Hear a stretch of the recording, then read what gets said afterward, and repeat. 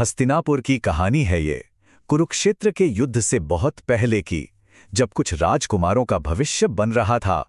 तो इस महागाथा के सारे किरदार एक एक करके सामने आ रहे थे, सबकी अपनी कहानी, अपनी मजबूरियां।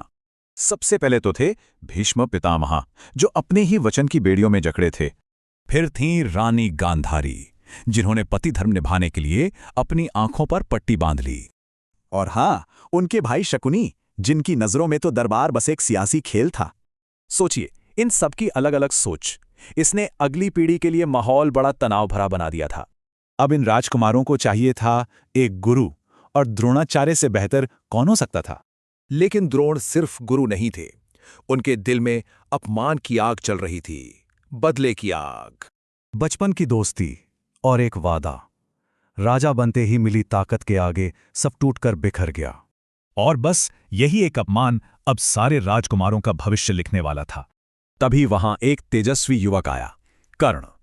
वो अपनी काबिलियत साबित करना चाहता था, पर द्रोण ने उसे जन्म के आधार पर मना कर दिया, उसी व्यवस्था के कारण जो उन्हें खुद चुभी थी।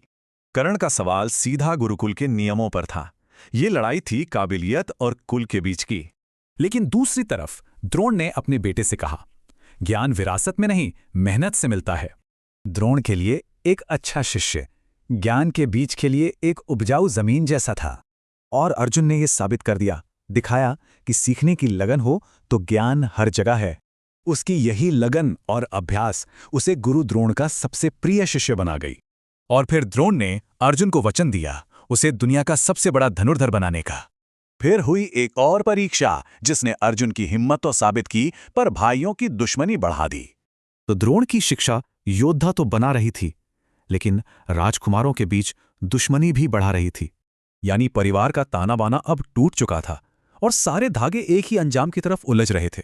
यहां सवाल ये उठता है कि जब गुरु खुद अपने अतीत के बोझ तले दबा हो, तो वो शिष्य बनाता है या हथियार।